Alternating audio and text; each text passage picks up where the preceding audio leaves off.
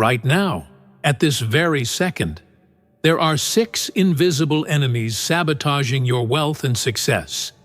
And the shocking part? You probably don't even realize they're there. Napoleon Hill spent 2 decades studying over 500 millionaires and uncovered something terrifying.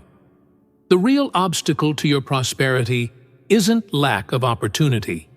It's not poor education. It's not even limited connections.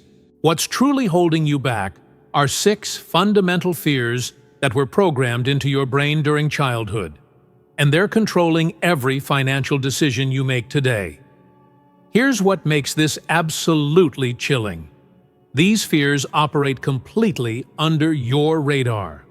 They function like mental parasites, draining your energy, demolishing your confidence, and keeping you exactly where you are right now, struggling, frustrated, and hopeless. According to Hill's research, these 6 fears account for 95% of all human failures. Think about that number for a moment. 95%. If you're fighting to make ends meet, trapped in a job you despise, unable to move forward in life, it's not because you lack talent. It's because these 6 fears are working against you every single hour of every single day. Today, I'm going to expose each of these fears. You'll learn exactly how they were installed in your mind. And most critically, I'll give you the precise tools Napoleon Hill discovered to eliminate these fears before they eliminate your future. But first, I need you to take 3 immediate actions. Number 1, subscribe to Attraction Magnet and turn on notifications so you never miss content that could transform your financial reality. Number 2, hit that like button to help YouTube's algorithm share this message with others who desperately need it. Number 3, drop a comment below saying, "I'm ready," to commit to your own transformation. Do it right now. I'll wait. Done? Perfect. Now, brace yourself, because what you're about to discover in the coming minutes will shock you. And if you have the courage to apply what I'm teaching you, your financial life will never be the same again. Let me start with a brutal truth nobody tells you. Fear is not something you were born with. I need to emphasize this because it's absolutely critical. You were not born afraid.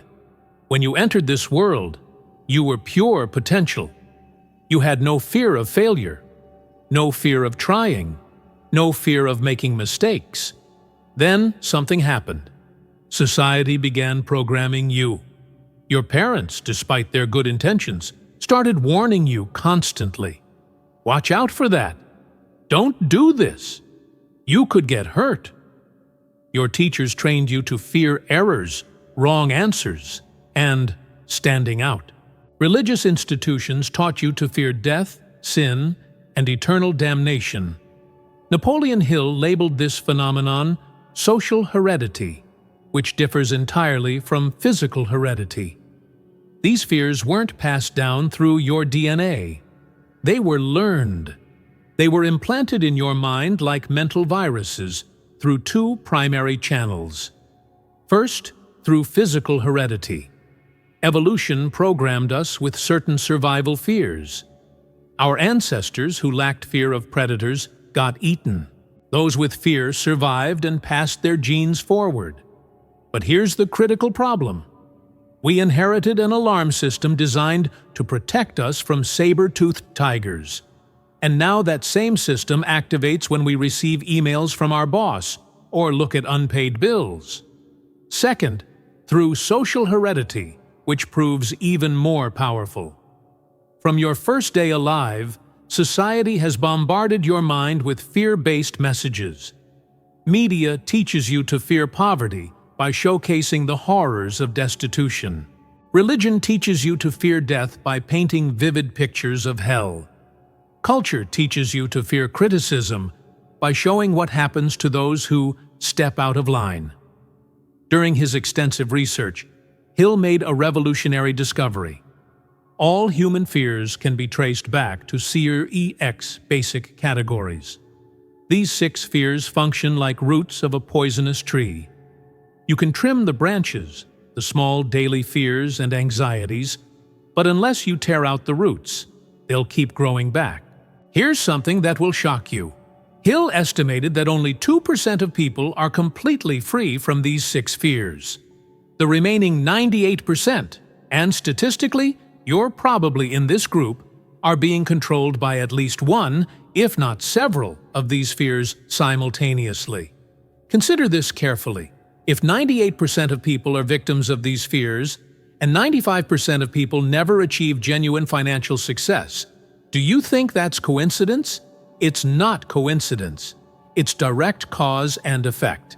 Before I reveal these 6 fears, I need to warn you about something. When you start identifying these fears in your own life, it's going to hurt. It will be uncomfortable.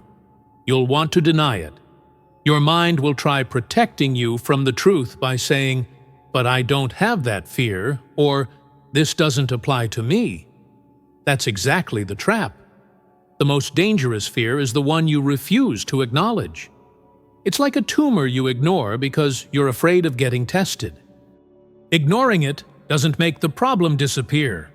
It only guarantees it will get worse. So here's what I need from you. As I describe each of these 6 fears, be brutally honest with yourself. I'm not here to judge you.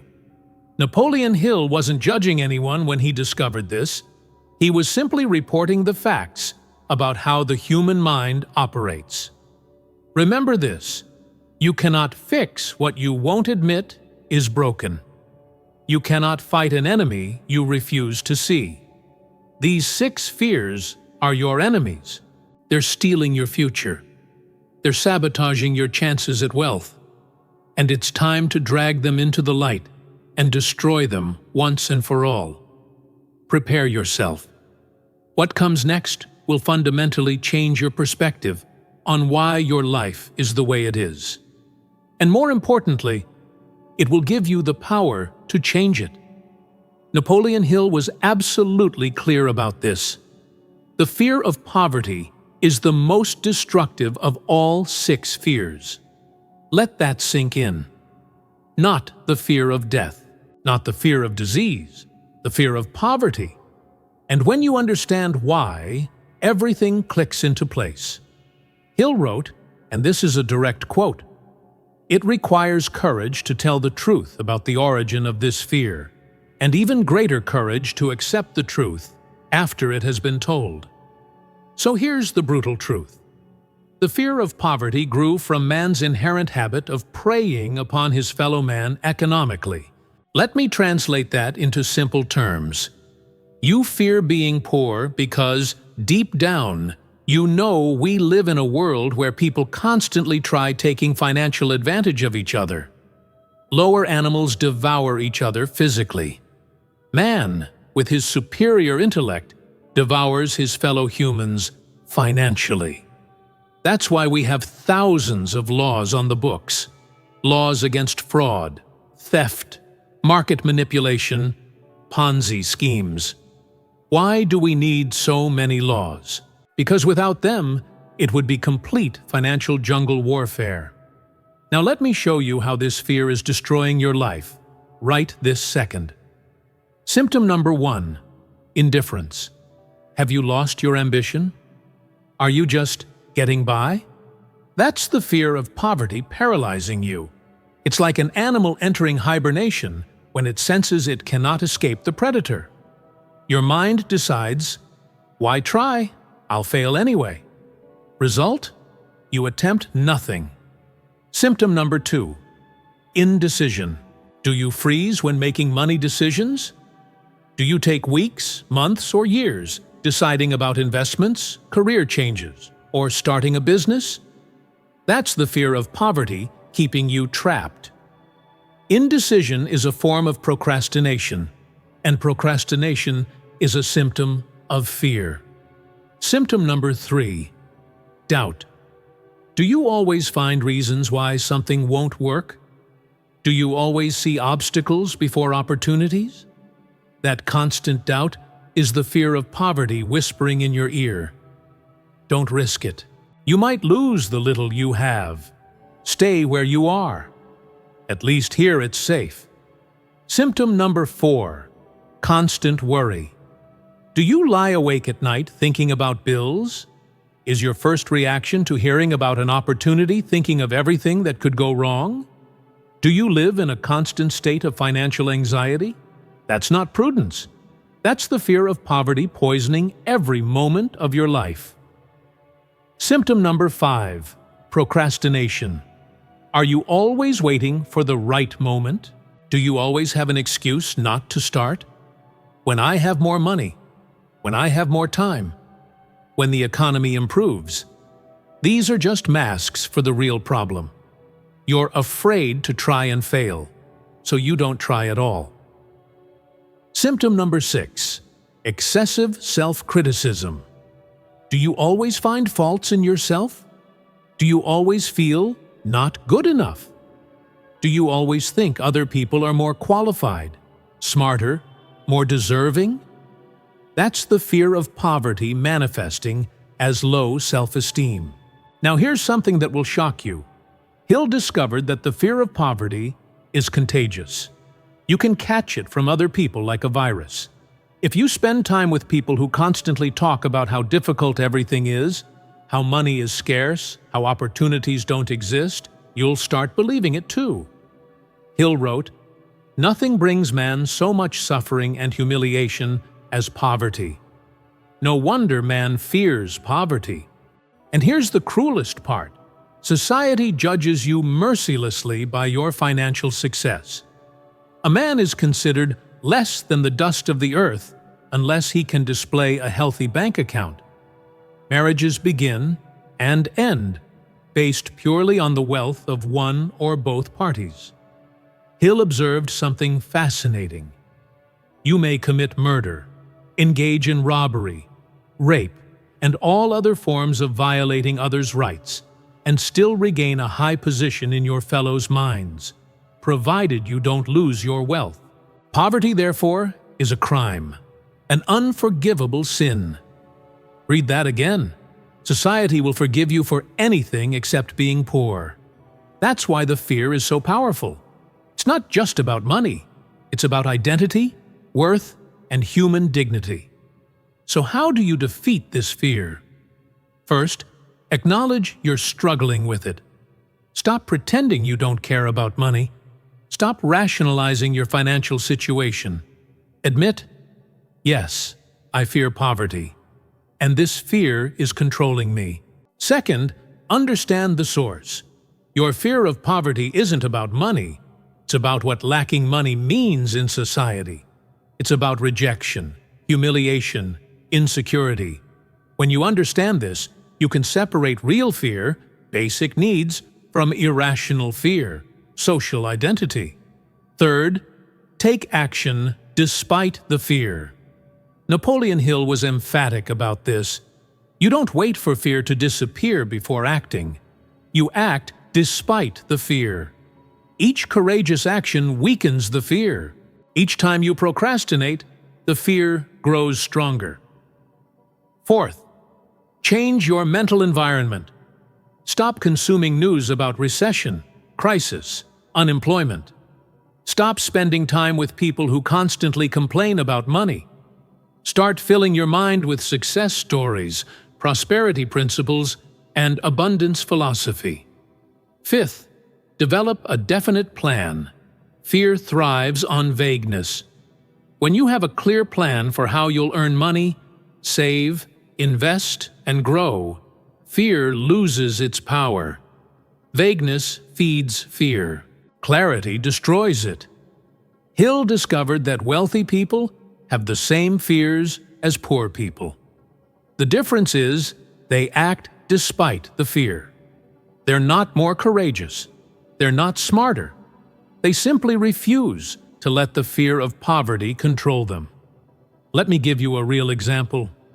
Hill interviewed Andrew Carnegie, one of the wealthiest men of his era. Carnegie admitted he still had moments of financial fear, even being absurdly rich. The difference? He recognized the fear, but didn't allow that fear to make decisions for him. Here's the final truth about the fear of poverty. It will never completely disappear. Even when you become wealthy, there will still be moments of financial worry. The issue isn't eliminating fear completely. It's learning to function effectively despite it. Look at your life right now. How many opportunities have you passed up because you were afraid? How many dreams have you abandoned because you didn't have enough money? How many times have you chosen the false security of a job you hate instead of risking pursuing something you actually want? Each of those decisions was the fear of poverty winning. And each time you let fear win, you become a little weaker, a little more resigned, a little more defeated. But here's the good news, and pay close attention because this could change your life. You can start reversing this pattern today. Not tomorrow, not Monday, today. How? Make one courageous decision today. One action that the fear of poverty has been preventing you from taking. Send that email, make that call, invest that money, start that project, ask for that raise. And when you do, something magical happens. You prove to yourself that you can act despite fear. And each time you prove that, it gets a little easier the next time. Napoleon Hill was right when he said the fear of poverty is the most destructive of the 6 fears. But he also proved it's possible to conquer it. Hundreds of people he studied did it. And if they could, so can you. But first, you must admit the fear exists, that it's controlling you, and that you're ready to fight it. So, are you ready? If yes, write in the comments, "I conquer the fear of poverty." Declare this publicly. Public commitment increases your chances of following through by 10 times. Now, let's move to the second fear. If you think the fear of poverty is bad, wait until you understand how the fear of old age is, at this very moment, sabotaging not just your finances, but your health, your relationships, and your mental sanity itself. Napoleon Hill identified that the fear of old age comes from 2 primary sources, and when you understand these sources, you'll see why this fear is so devastating. Source number 1. The thought that old age may bring with it poverty. Do you see the connection? The first fear and the second are intertwined. You don't just fear growing old, you fear growing old and being poor. Being that old person nobody respects, who's a burden to family, who barely survives on a miserable pension. And you know what's terrifying? You should fear this, because statistically, that's exactly what will happen to you if you don't take action now. Look at the numbers. Most people reach 65 years old completely dependent on Social Security or the charity of relatives. They spend decades working, and in the end, they have nothing to show for it. Nothing except a worn-out body and an empty bank account. Source number 2. False and cruel religious teachings that were so well mixed with fire and brimstone that every human being learned to fear old age because it means approaching another world, possibly much more horrible than this one. Let that sink in. Hill is saying that religion, not genuine faith, but manipulative religion, programmed you to fear old age by associating it with death, judgment, and possible eternal damnation. Think about how many times you've heard, "Prepare to meet your Maker. Settle your accounts before it's too late. Judgment Day is coming." These aren't messages of hope. They're messages of psychological terror. And here's the problem. This fear of old age makes you act in completely irrational ways. Now, let me show you how. Symptom number 1. You work like a slave today, fearing tomorrow. You kill yourself working, neglect your health, sacrifice relationships, all because you fear not having enough money when you're old. So you drive your body like it's a slave. And ironically, This behavior guarantees you'll reach old age broken, sick, and miserable. Hill observed something brutal. This common form of fear drives us to work so hard that we end up overloading our bodies and bringing about exactly what we're fighting to avoid. Symptom number 2. You obsessively compare yourself to younger people. Do you look at 20-year-olds and think, "I've wasted my time"? Do you look in the mirror and panic at every wrinkle, every gray hair? Do you lie about your age? That's the manifestation of the fear of old age. You're terrified that your value decreases with your age. Symptom number 3. You abandon dreams because it's too late. How many times have you thought about starting something new but didn't because I'm too old for this? At 30, you think it's late to change careers. At 40, late to start a business. At 50, late for anything. This is a complete lie. Colonel Sanders founded KFC at 65. Ray Kroc started McDonald's at 52. Vera Wang entered fashion at 40. But the fear of old age convinces you that you've missed the boat. Symptom number 4. You make desperate choices. You marry the wrong person because you need to get married before getting too old. You accept a terrible job because, at this age, who else will hire me? You stop investing in yourself because, what's the point? I'm already old. Hill identified something devastating. Society has a cruel prejudice against older people. Employers prefer hiring young people. Romantic partners prefer younger ones. Media glorifies youth and treats old age as something to be feared and hidden. And here's what's really happening. This fear of old age makes you age faster. Isn't that ironic? You're so afraid of aging that your body responds to that fear's stress by aging prematurely. The chronic stress caused by worrying about old age causes premature wrinkles due to elevated cortisol, premature gray hair due to stress oxidation, heart disease due to constant pressure, impaired memory due to chronic anxiety, weakened immune system. You're literally killing yourself worrying about aging. Now, how do you defeat this fear? First, separate biological aging from mental aging. Your body will age, that's inevitable. But your mind doesn't have to. Hill studied men like Thomas Edison, still inventing at 80, and Andrew Carnegie, still building empires at 75. These men were old biologically, but young mentally. Second, build real financial security now. Most of the fear of old age is about being old and poor. So solve the financial component. If you have enough money invested in growing, old age stops being terrifying. It becomes just the next phase of life. Third, change your perspective on aging. Aging isn't a curse. It's a privilege denied to many. Each additional year is another chance to grow, learn, build, and contribute. You're not getting old. You're becoming more experienced, wiser, more capable. Fourth, invest in your health now. The best way not to fear getting old is ensuring you'll be old with health. Exercise. Eat well. Sleep adequately.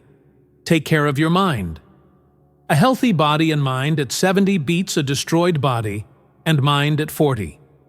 Fifth, have a purpose that transcends age. If your value is tied to your youth, you're doomed. But if your value is tied to what you contribute, your knowledge, wisdom, impact, then you only become more valuable with age. Hill was right when he identified the fear of old age as one of the 6 basic fears. But he also proved that the most successful men he studied didn't fear aging. They feared dying without having lived fully. There's a gigantic difference between these two fears. One paralyzes you. The other motivates you. So here's my question for you.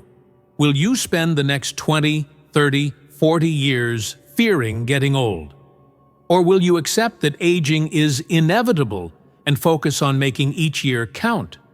If you choose the second option, comment, "Every year counts."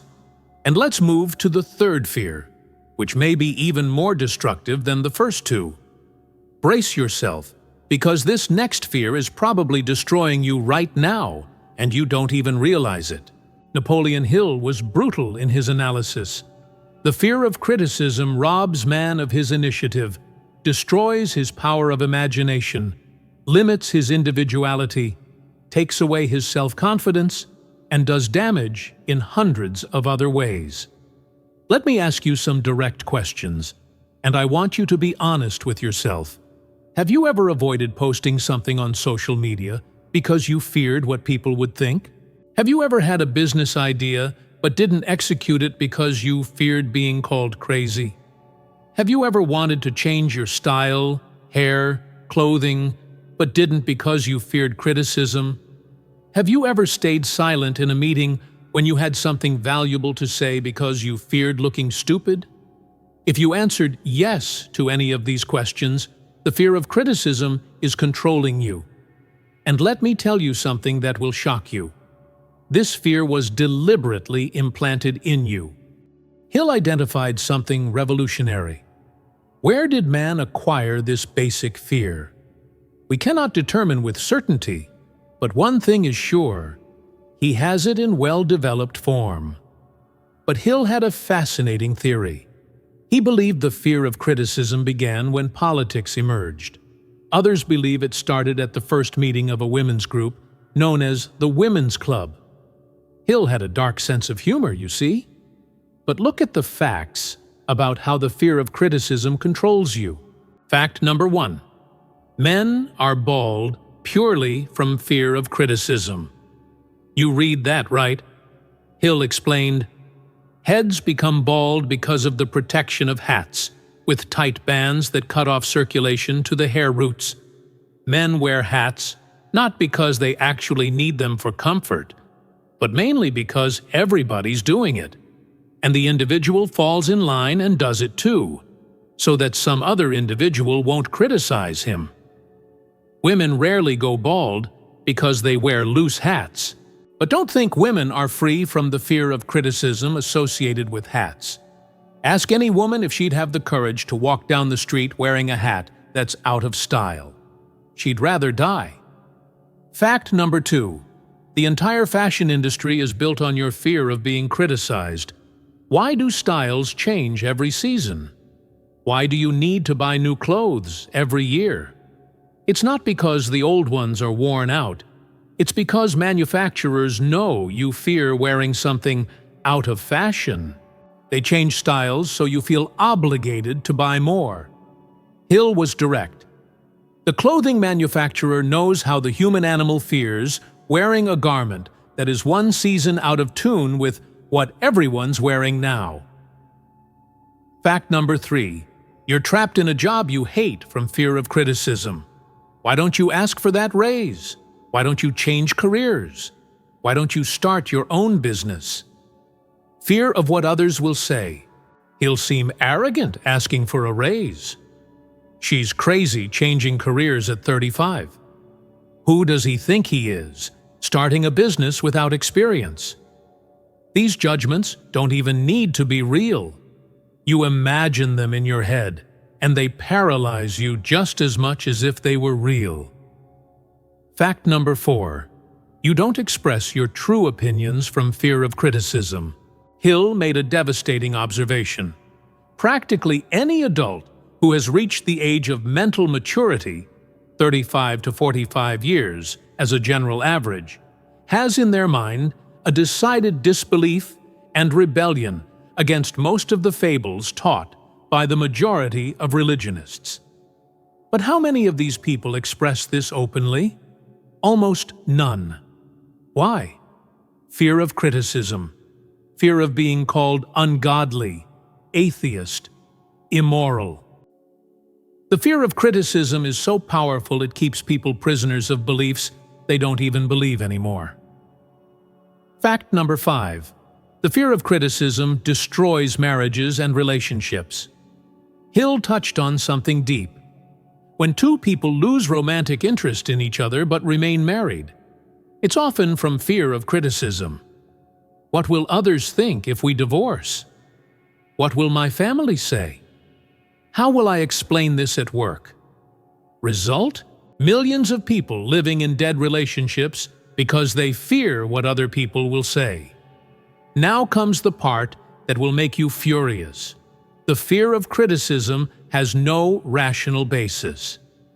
Think about it. Why do you care so much about the opinion of people you don't even know well? Why do you give so much power to people who probably aren't even thinking about you? The brutal truth is, people are too busy worried about their own lives to spend much time criticizing yours. They have their own fears, their own insecurities, their own battles. And even when they do criticize you, so what? Let me give you a game-changing perspective. People who criticize are actually revealing their own insecurities. When someone criticizes your success, they're revealing their own failure. When someone criticizes your courage, they're revealing their own cowardice. When someone criticizes your ambition, they're revealing their own mediocrity. How do you defeat the fear of criticism? First, recognize that criticism is inevitable. If you do something meaningful in life, you'll be criticized. If you do nothing, you'll also be criticized. So, since you'll be criticized either way, at least be criticized for doing something great. Second, consider the source. Before taking criticism seriously, ask, does this person have results I respect? Are they living a life I admire? Do they have moral or professional authority to judge? If the answer is no, discard the criticism as irrelevant. Third, separate constructive from destructive criticism. Constructive criticism is specific, helpful, comes from a place of wanting to help. Destructive criticism is vague, useless, comes from a place of envy or malice. Learn the difference and completely ignore the second. Fourth, use criticism as fuel. Some of history's greatest achievements happened because someone said, "You can't do that." Michael Jordan was cut from his high school basketball team. Steve Jobs was fired from his own company. J.K. Rowling was rejected by 12 publishers. They used criticism as motivation. Fifth, build real self-esteem. When you know your value, when you're secure in your direction, when you have results that validate your approach, criticism becomes just background noise. It doesn't hit you because you're grounded in reality, not opinion. Hill studied the most successful men of his era and discovered something fascinating. All of them were intensely criticized. Andrew Carnegie was criticized for being cruel to competitors. Henry Ford was called crazy for wanting to mass-produce cars. Thomas Edison was ridiculed for wasting time on impossibilities. You know what these men did with criticism? Completely ignored it and kept working. Here's the reality. You're going to die one day. And when you die, 95% of the people you were so worried about impressing won't even show up at your funeral. They'll be too busy living their own lives. So why on earth are you wasting your only life worried about their opinion? It's time to make a choice. Will you live the life they approve of or the life you want? Because you can't have both. Extraordinary life always attracts criticism. If you want universal approval, live mediocrely. If you want greatness, accept that you'll be criticized. Which do you choose? Comment, "I choose greatness." And let's move to the fourth fear. Let's talk about what might be the most painful fear of all. The fear of losing someone's love. Napoleon Hill was brutal in his analysis of this fear, and when you understand where it comes from, you'll see why it causes so much suffering. Hill wrote, "The source from which this fear originated needs little description.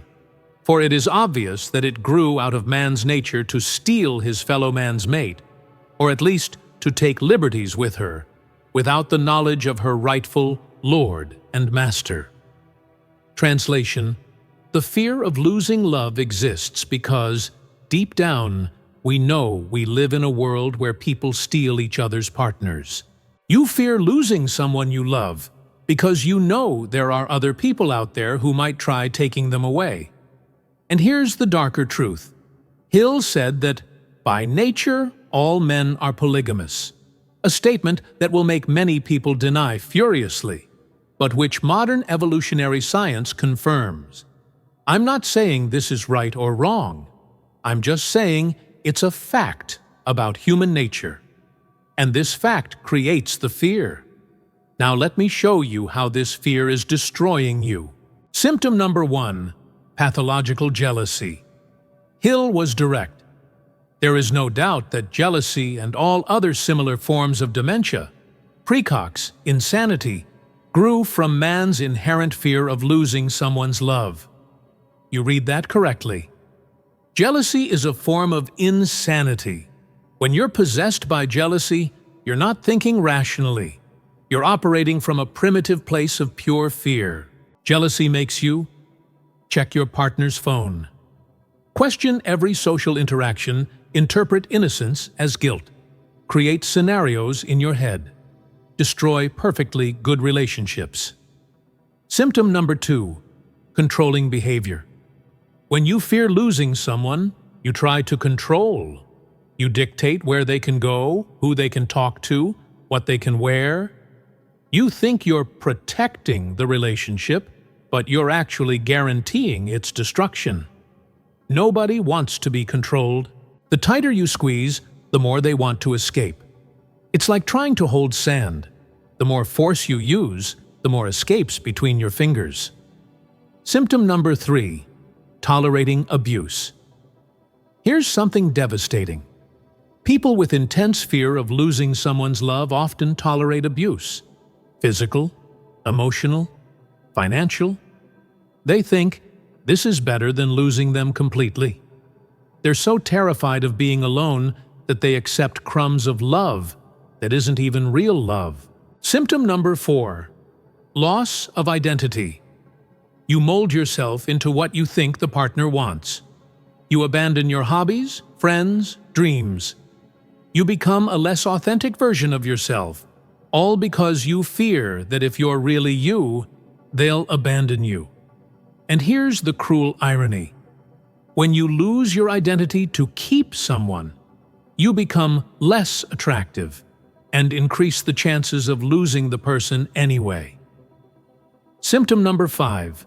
Serial relationships or relationship avoidance.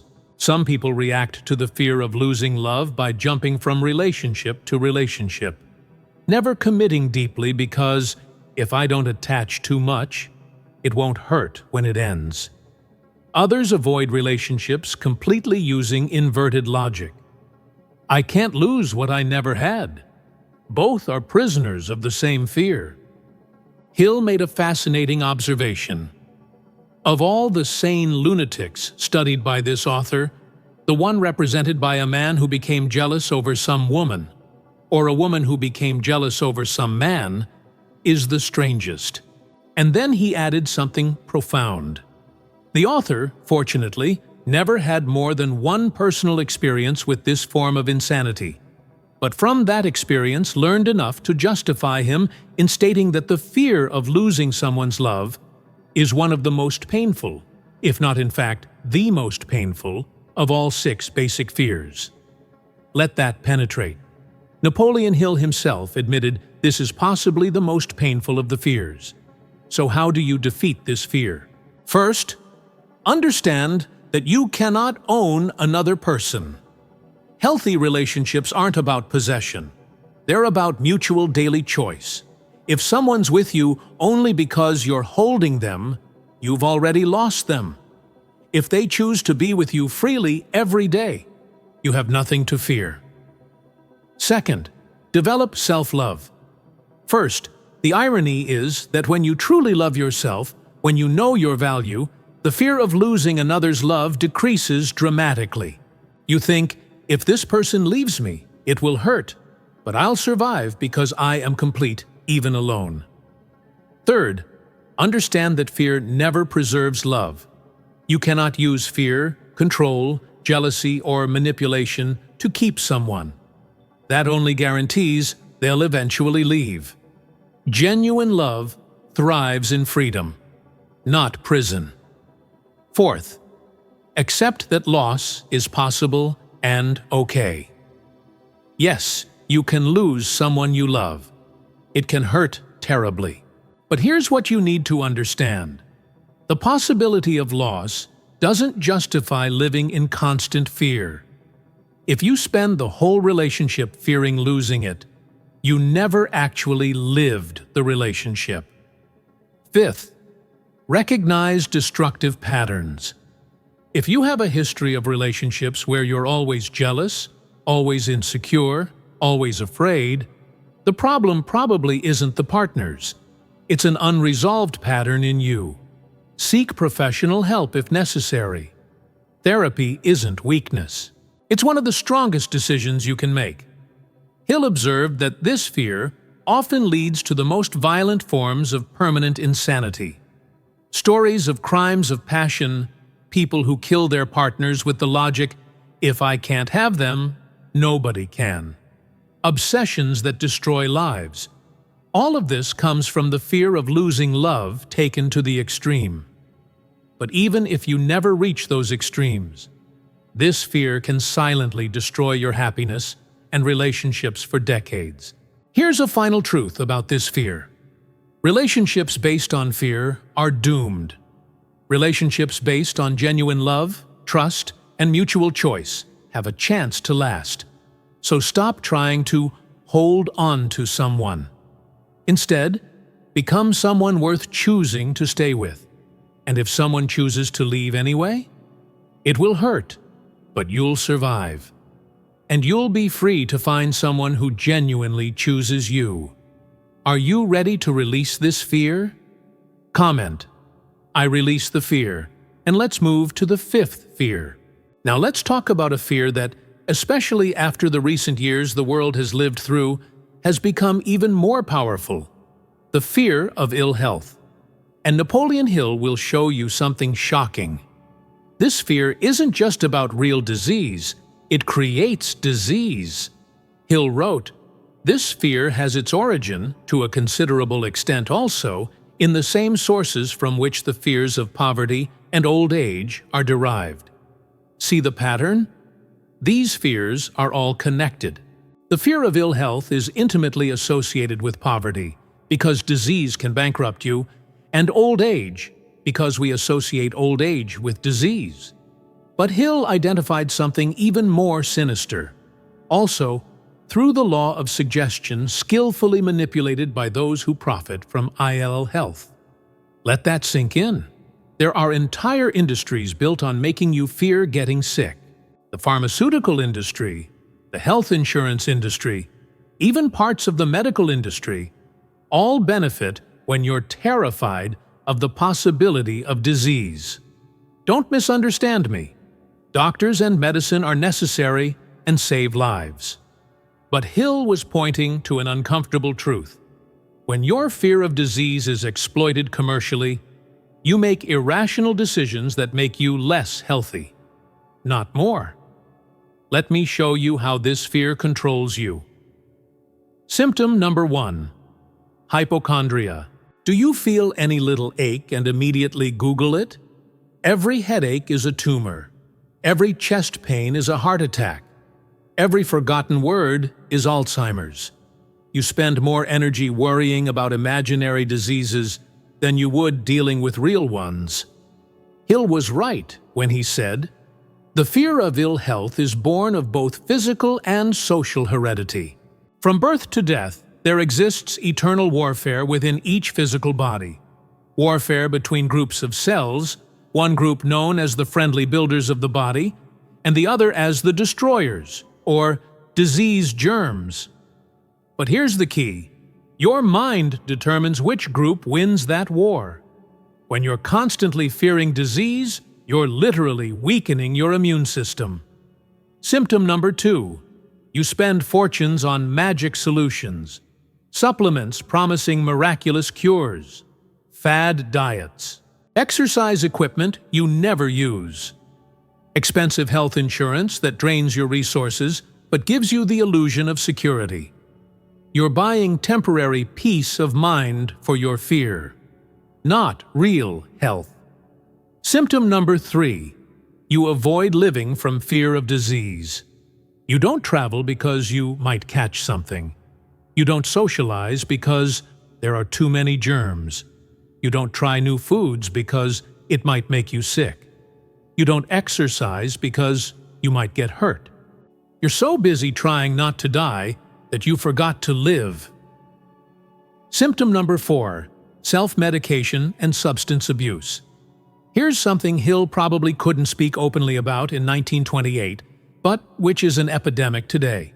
People using drugs, legal or illegal, alcohol, food, or compulsive behaviors to escape anxiety about health. You drink to relax because you're stressed about your health. You eat compulsively to comfort yourself from anxiety. You self-medicate with benzodiazepines to control panic. And all of this worsens your health, creating a vicious cycle. Symptom number 5. You neglect real health from fear of discovery. This is the cruel irony. Many people are so afraid of discovering they have a disease that they avoid exams, checkups, diagnoses. They prefer living in ignorance because, if I don't know, it's not real. Result? When they're finally forced to seek help, the condition is in advanced stages. Now, here's what will really shock you. Hill believed that the vast majority of diseases begin in the mind, not the body. He wrote extensively about how thoughts of fear and worry create real physical conditions. Modern science has proved he was right. Chronic stress causes hypertension, heart disease, digestive problems, weakened immune system, accelerated aging, chronic inflammation. Your fear of disease is literally creating diseases. Hill made an observation that was revolutionary for his time. The seed of fear is born in the physical body, to begin with, as a result of nature's cruel plan of permitting the stronger forms of cellular life to prey upon the weaker. But he also understood that social heredity, the messages we receive from society, media, religion, amplifies this natural fear 1,000 times. How do you defeat the fear of disease? First, understand the difference between precaution and paranoia. Precaution is getting regular checkups, eating well, exercising. Paranoia is living in constant terror about every possible symptom. One keeps you healthy, the other makes you sick. Second, recognize when you're being manipulated. Pharmaceutical advertising, sensationalist health news, experts selling supplements. All benefit from your fear. Learn to identify when someone's trying to sell you something by exploiting your fear and refuse to be manipulated. Third, focus on building health, not avoiding disease. This is a crucial mental shift. Instead of living in fear of disease, build health positively. Exercise because it makes you feel good. Eat well because it nourishes your body. Sleep because it regenerates your mind. Health isn't absence of disease, it's presence of vitality. Fourth, educate yourself properly. Ignorance feeds fear. When you truly understand how your body works, irrational fear decreases. You distinguish between serious symptoms requiring attention and normal discomforts everybody feels. Fifth, practice mental control. Hill was fanatical about this. Your mind controls your body far more than you imagine. When you maintain thoughts of health, vitality, and well-being, your body responds by creating those conditions. When you maintain thoughts of disease and weakness, your body also responds by creating those conditions. The placebo effect isn't imagination. It's scientific proof that your mind can literally heal or sicken your body based on what you believe. Here's the final truth about the fear of disease. You're going to die one day. That's inevitable. The question isn't if you'll die, but how you'll live until then. Will you spend your days fearing every little ache, compulsively consulting Dr. Google, living in constant terror? Or will you do what you can to be healthy and then live fully, accepting that some level of risk is inherent in being alive? People who live in fear of dying rarely truly live. People who accept mortality and then focus on living fully have much richer lives and, ironically, are usually longer-lived and healthier. The stress of living in constant fear kills faster than most diseases. Ready to face the final fear? Comment mental and physical health. And let's move to the last and most universal of the fears. We've arrived at the last of the 6 basic fears, and for many, it's considered the worst of all. The fear of death. Napoleon Hill showed no mercy in his analysis of this fear, and what he discovered will make you furious. Hill wrote, "For many, this is the worst of all 6 basic fears, and the reason why it is so regarded becomes obvious even to the casual student of psychology."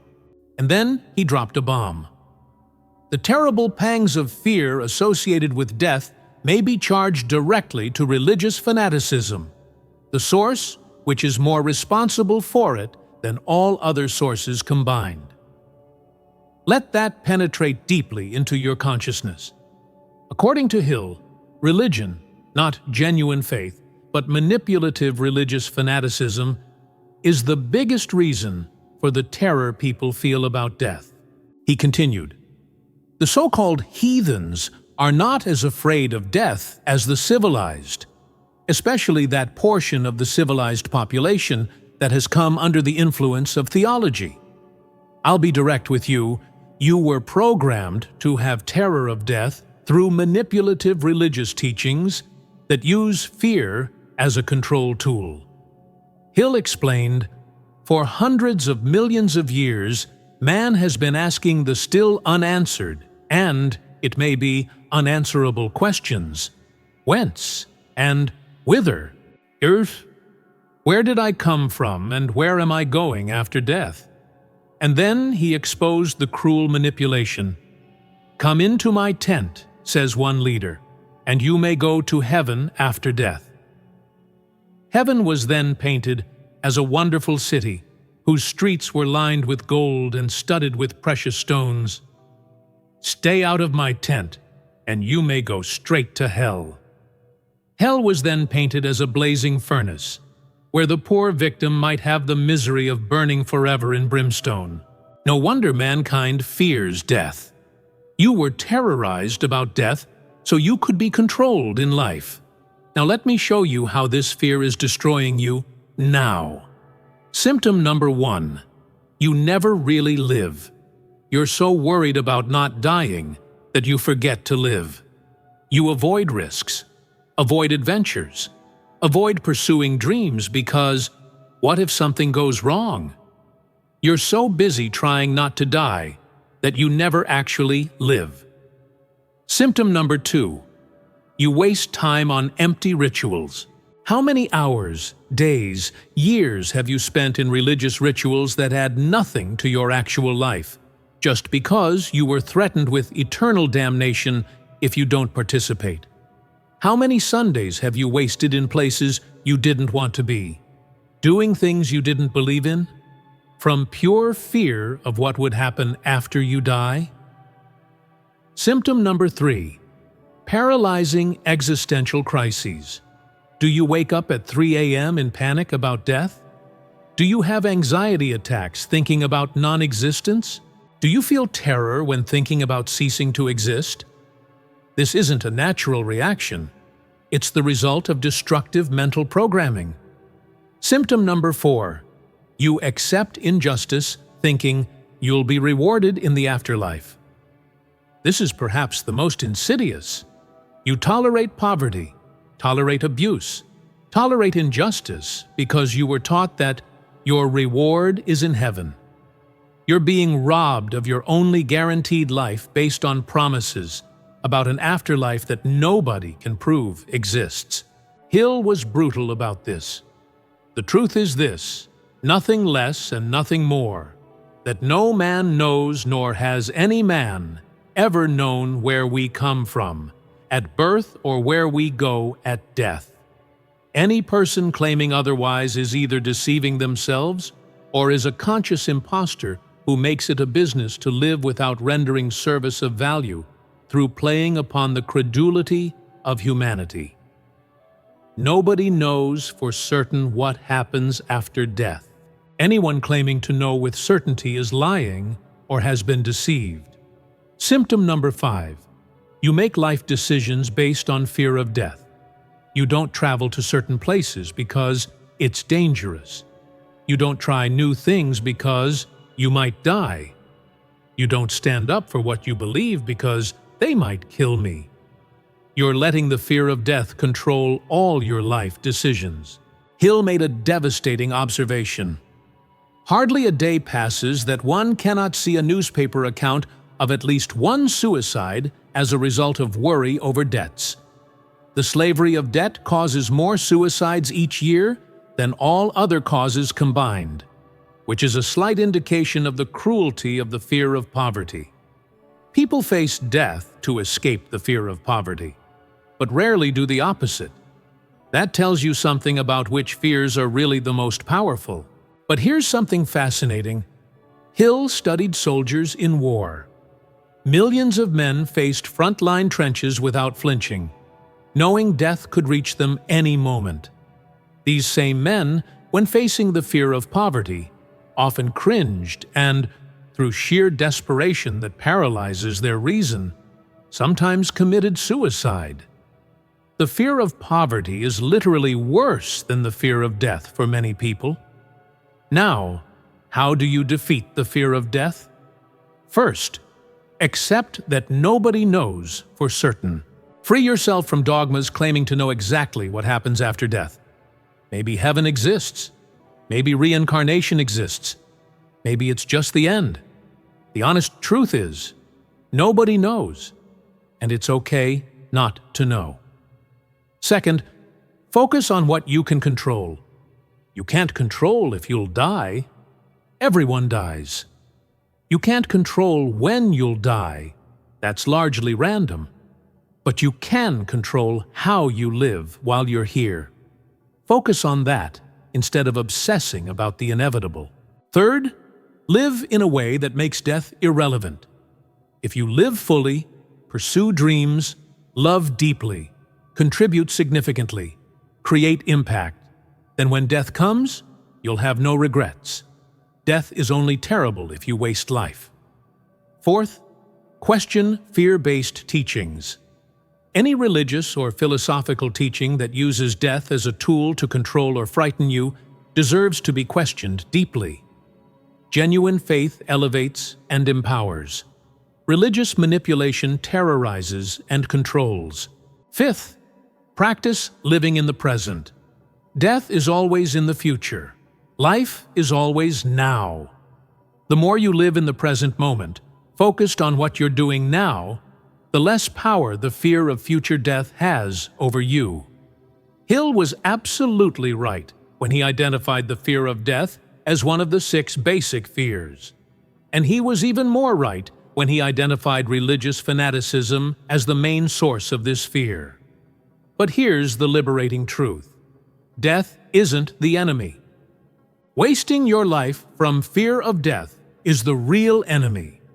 Steve Jobs, founder of Apple, said something profound in his Stanford commencement speech.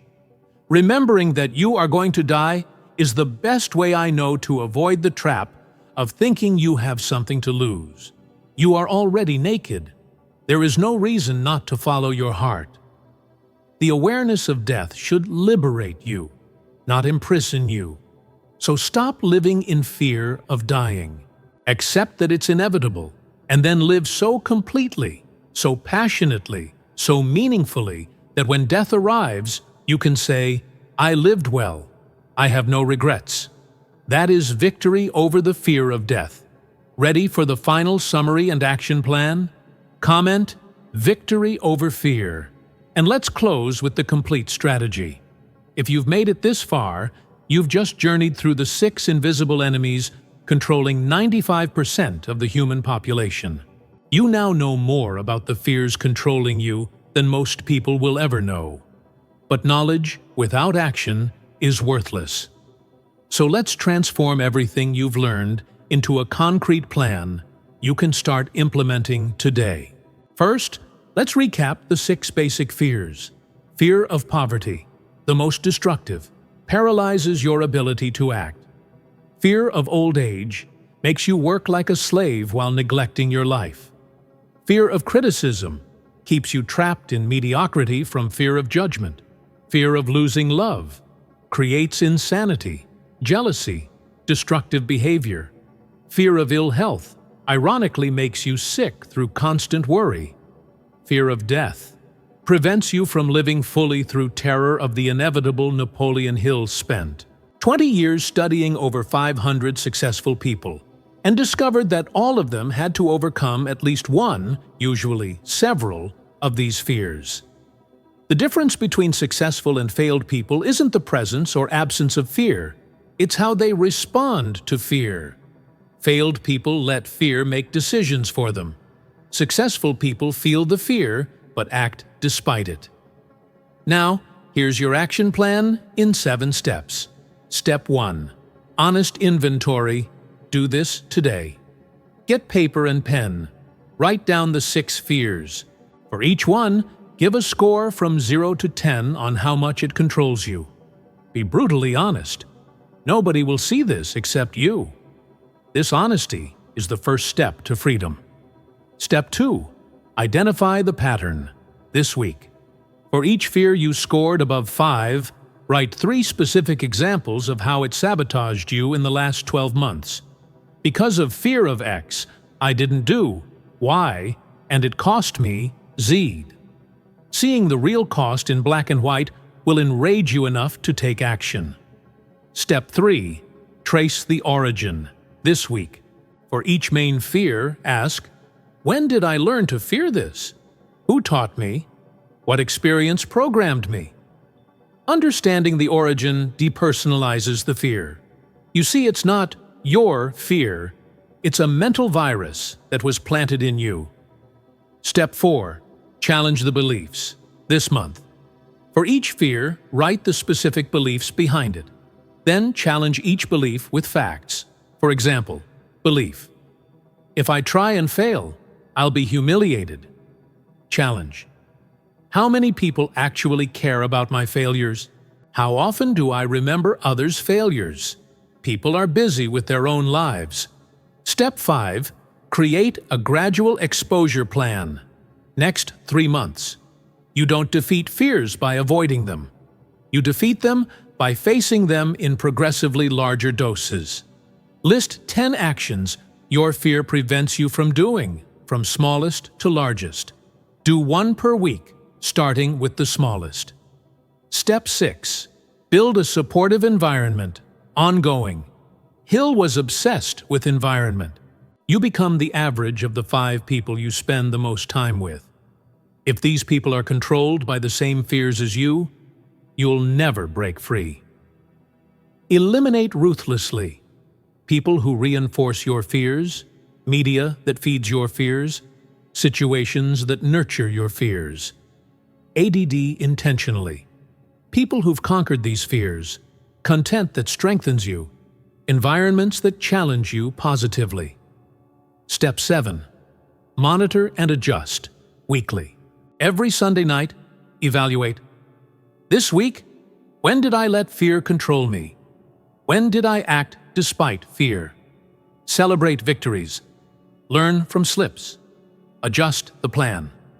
Now, the final truth Hill discovered. These 6 fears never disappear completely. Even the most successful men he studied, Carnegie, Ford, Edison, still felt these fears occasionally. The difference is they developed the ability to recognize the fear, name the fear, and then act despite the fear. You're not trying to become fearless. You're trying to become courageous. And courage isn't absence of fear. Courage is action in the presence of fear. Hill wrote, "The domination of these 6 fears is the basis of all meaningful human success. Conquer them, and the world is yours." This is the moment of truth. You can close this video and return to normal life, letting these 6 enemies continue controlling you. Or you can make the decision now to begin the fight for your mental freedom. Let me tell you what will happen if you don't act. In 1 year, you'll be exactly where you are now. Same worries, same limitations, same frustration. Because knowledge without application is worth nothing. In 5 years, you'll look back and think, how did I let so much time pass? You'll see all the missed opportunities, all the abandoned dreams, all the wasted potential. In 20 years, you'll be old, full of regrets, asking, what if I had been courageous? Don't let that happen. You now have knowledge that 95% of people will never have. You know exactly who your enemies are. You know where they come from. You know how to destroy them. The only question now is, will you use this knowledge or let it die? Napoleon Hill dedicated 20 years of his life discovering these principles. He interviewed the most successful men of his era. He distilled thousands of hours of research into these 6 basic fears and how to conquer them.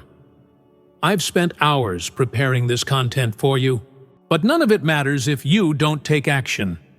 So here's my final challenge for you. In the next 7 days, do one thing that one of your fears has been preventing you from doing. Just one. It doesn't need to be giant. In fact, I prefer it be small, because success breeds success. If you fear criticism, post something genuine on social media without caring about reactions. If you fear poverty, invest some money in something that can grow. If you fear rejection, ask for something you want, but were afraid to request. And then, come back here and comment what you did. Public commitment multiplies your chances of success. Now, here are your final tasks for this video. First, if you haven't already, subscribe to Attraction Magnet and turn on notifications. We're creating a community of people seriously committed to self-mastery and success. You want to be surrounded by these people. Second, leave a like on this video. This helps the algorithm show this message to more people who need to hear it. You watched 60 minutes? That's a serious investment. Protect that investment by sharing with others. Third, comment, "I will win" below. Publicly declare your intention to conquer these fears. Then share which of the 6 fears controls you most, and what action you'll take in the next 7 days to start conquering it. Fourth, share this video with at least one person you know is being controlled by these fears. You could literally change someone's life by sharing this content. Hill ended his analysis of the 6 fears with a powerful quote. Discover which of the 6 basic fears is causing you the most damage. But more importantly, determine also how to conquer these fears. You have the knowledge. You have the plan. The only thing missing is decision followed by action. Remember, successful people do what failed people are afraid to do. It's that simple and that difficult. So stand up. Declare war against these 6 enemies and refuse to be another statistic of the 95% living lives of quiet desperation, as Thoreau said. You were born for greatness. The only obstacles between you and that greatness are these 6 fears. Destroy them, and nothing can stop you. I believe in you. Napoleon Hill, if he were alive, would believe in you. But more importantly, you need to believe in you. Now go and conquer your fears. See you in the next video in the Attraction Magnet series, where we'll dive even deeper into the principles of success. Until then, keep your mind focused, your actions decisive, and your fears under control. Remember, the law of success only works for those who act. Go and win.